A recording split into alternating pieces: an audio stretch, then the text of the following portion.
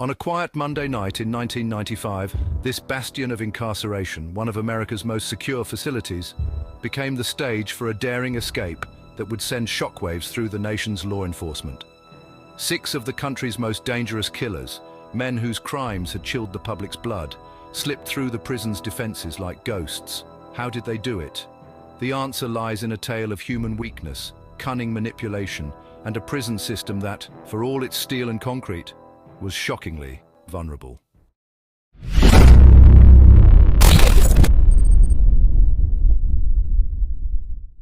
Meet Willie Turner, a 34-year-old inmate with a chilling reputation.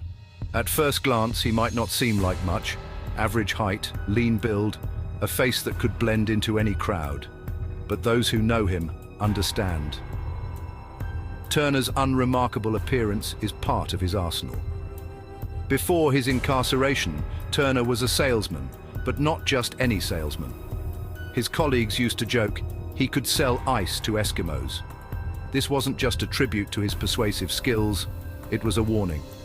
Turner's charm wasn't just a talent, it was a weapon. Now, locked in one of America's toughest prisons, he was about to put his manipulative skills to their ultimate test. I don't think people understand the true extent of Turner's skills. His hands, once used to close deals, had learned a darker craft behind bars. He could transform mundane objects into lethal weapons. A bathroom fixture, a door edge. In his hands, these became razor-sharp knives. His resourcefulness was almost artistic. He'd hide these blades in books, tables, spots so clever, even seasoned guards missed them. But Turner's most dangerous skill? His ability to read people. Guards, inmates, it didn't matter. He'd watch them, studying their movements, their habits, their weaknesses. For months, Turner had been studying the guards, dissecting their routines, noting their lapses. He saw how the gate guard often left the door slightly ajar, a small negligence that would become a grand opportunity. His cellmates watched in awe as he crafted tools from scraps, picking locks with a finesse that bordered on magic. At night, when guards were less alert, he'd work on their cell doors, a symphony of clicks echoing in the darkness. It was as if Turner had an intimate understanding of each lock's personality, knowing just how to coax it open. But Turner's masterpiece was still to come. 2 months before the escape, an anonymous letter reached the state attorney's office. Its message, a bomb threat in Section C. Guards scoured the prison, turning cells inside out, interrogating inmates. They found nothing. No bomb, no materials, not even a whisper. Yet the seed was planted. When the real escape came, the bomb scare would seem eerily credible. Meanwhile, in another part of the prison, a young man named Reggie Cole was learning his own hard lessons. At 24, Reggie was a far cry from the scrawny 19-year-old who'd first entered Calipatria. Years of prison workouts had sculpted his body into a mass of sinewy muscle. But his physical transformation was nothing compared to the changes inside. Reggie's story began in Los Angeles, 1985. His family moved to a neighborhood where gang violence painted the streets red. At 10, he watched his 15-year-old brother Kenny join a gang. Months later, Kenny lay dead, another casualty in the endless turf wars. Something broke in Reggie that day. By 19, he was deep in the gang life, selling weed, carrying weapons. Then came that fateful night in 1994, a murder outside a brothel. Despite his protests of innocence, Reggie was convicted. The evidence? A bullet wound in his leg, matching a witness description. The irony? That wound was 5 years old from when he was 13. But in a system eager for convictions, such details were overlooked. In Calipatria, Reggie quickly learned the prison's harsh realities. His first lesson came when his cellmate was brutally assaulted by other inmates. Reggie, pretending to sleep, did nothing. That night, he vowed never to be so helpless again. He began working out obsessively, crafting makeshift weights from whatever he could find. He also made his own shiv, sharpening his toothbrush until it could pierce flesh. Over time, Reggie's reputation grew. When a gang tried to ambush him, he fought back fiercely, earning respect. He joined a gang for protection, but his heart wasn't in it. Prison might be boring, he thought, but it beats being dead. His real goal, survival, until he could prove his innocence. One day, a whisper spread through the prison, a message about a bomb in Section C. Guards searched everywhere, finding nothing. But the idea lingered, like a ghost in the prison's concrete halls. Reggie, focused on his own battles, paid it little mind. Yet this phantom bomb would soon change his life in ways he couldn't imagine. On that fateful night, as the last cell check passed, Turner and his cohorts made their move. Cell doors opened silently, one by one. In the control room, a lone guard was quickly overpowered. Remember, these weren't just any inmates. They were killers, their hands stained with brutal crimes. A single guard was no match. Next, they raided the laundry room, a place Turner knew was woefully undersecured. Guard uniforms were stolen with ease. Then, the pièce de résistance, a TV from one of their cells, wrapped in a blanket. Their bomb. With helmets and shields from the riot gear room, they looked like a special team. Any guard seeing them would think they were experts, here to handle a crisis. The gate guard, already primed by the earlier bomb scare, saw this special team rushing out, shouting about a live, dangerous bomb. One inmate even sprayed a fire extinguisher, adding to the illusion. The poor guard, his mind clouded by planted fears, ran. In that moment, 6 of America's most feared killers simply drove out, prison gates wide open.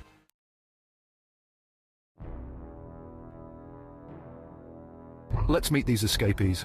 The Briley brothers, James and Linwood, were gang leaders with a body count between 11 and 20. Their crimes were unspeakably violent. James once assaulted a woman in front of her husband and 5-year-old son, then killed the entire family.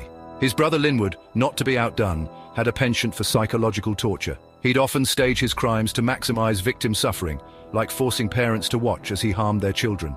Earl Clanton, another escapee, had a disturbing fixation on the elderly. He stabbed a librarian 8 times in the head, then killed 2 more women, both over 60.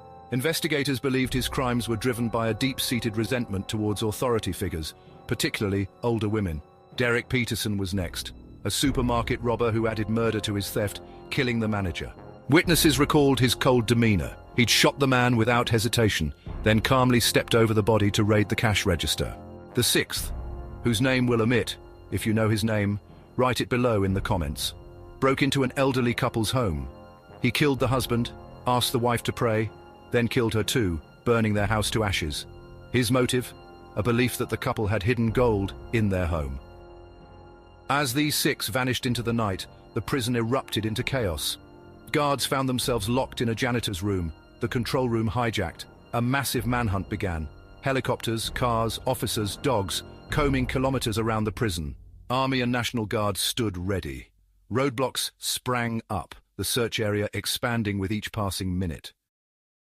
Back at the prison, investigators began the grim task of piecing together the escape. They started with the guards, whose testimonies painted a picture that was both astonishing and disturbing. The inmates, it seemed, had exploited every weakness, every lapse in protocol. Some even suspected guard collusion. The real disaster? The sheer number of stupid mistakes that Turner and his crew had so brilliantly exploited. Take the gate guard, for instance. For months, he'd been leaving the door slightly ajar, a small negligence that became a grand opportunity, or the laundry room, so poorly secured that stealing guard uniforms was child's play. Then there was the bomb scare, a psychological masterpiece. The anonymous letter, sent months ago, had primed everyone. When the TV as bomb appeared, the idea seemed eerily credible. It's like they were playing chess, one investigator muttered, while we were playing checkers. Another added, this Turner guy, he didn't just see our mistakes, he anticipated them, planned for them. That's something else. 3 hours after the escape, still no trace. The escapees could be anywhere, east, west, north, south. Every minute widened their potential range. 6 dangerous killers, ready to do anything to hold on to their newfound freedom. Meanwhile, back in the prison, Turner remained. He had an appeal against his death sentence pending. By staying, he hoped to preserve his chance. Yet, by masterminding this escape, he'd likely doomed his appeal. What was he thinking? Perhaps for Turner, the thrill of the con, the manipulation, was its own reward. As for Reggie, his world had been turned upside down. The 6 escapees, men whose violent histories made his own alleged crime pale in comparison, had inadvertently opened the door to his freedom. Christopher Blort, the lawyer he'd chosen almost randomly, had become his unlikely savior. Blort had spent 3 years digging into Reggie's original case, the 1994 brothel murder. His findings were damning, not for Reggie but for a system that seemed more interested in closing cases than finding truth. The bullet wound that had been used to implicate Reggie, 5 years old from when he was 13. The witness testimony? Retracted, given under duress. Most shockingly, ballistics evidence suggested the shots came from above, possibly from the brothel manager's window. It's a travesty, Blort told the judge. A young man's life, ruined by shoddy police work and a system that values expediency over justice. The judge, faced with the overwhelming evidence, agreed. Reggie Cole was innocent. As for his role in El Diablo's death, even this charge was reduced. Given the well-documented reign of terror El Diablo had inflicted, the court accepted that Reggie had acted in self-defense.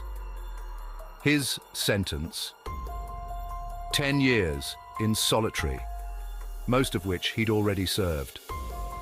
In 2009, after 16 years, 10 in solitary, Reggie emerged from Calipatria.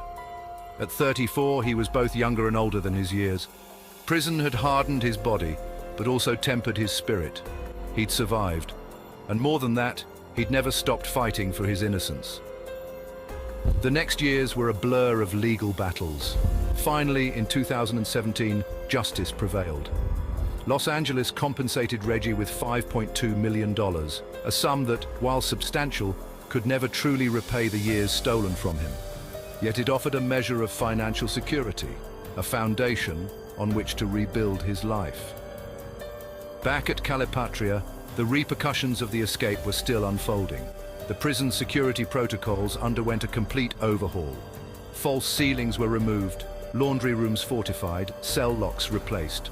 Guards underwent retraining, focusing on psychological manipulation tactics.